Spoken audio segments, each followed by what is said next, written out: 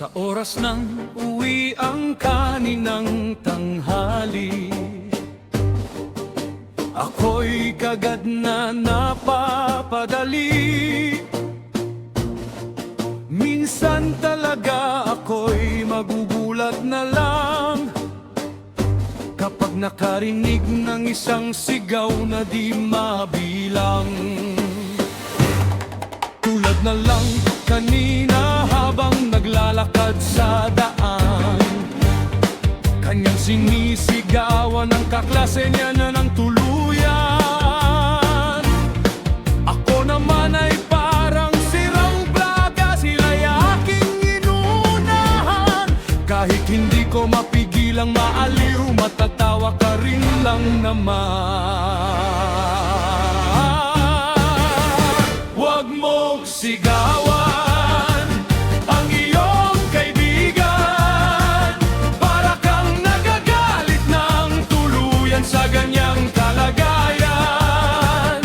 Ako'y mabibigla kapag narinig kita, wala akong pag-iisipan kung ganyan ang iyong salita.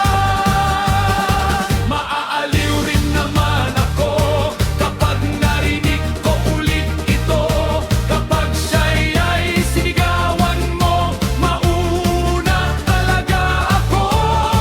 Wala akong magagawa, tatakpan ko na lang ang tenga ko. Kapag narinig ko ulit, itatakbuhan na lang kita sa dulo.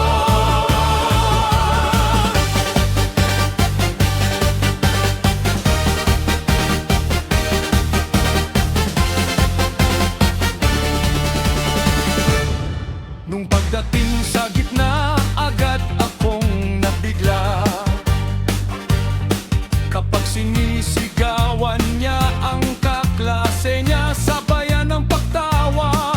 Nakakaaliw rin naman kasi ang lahat ng ganyang bagay. Kapag narinig mo ulit siya, siguradong mapapadali ka sa ganyang lagay. Nako, kapag naulit yan, sigurado na talaga ako.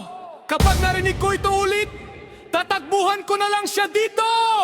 Siguradong lahat ay mapapatalon sa sindak at kaba kapag narinig nyo ang pagsigaw niya.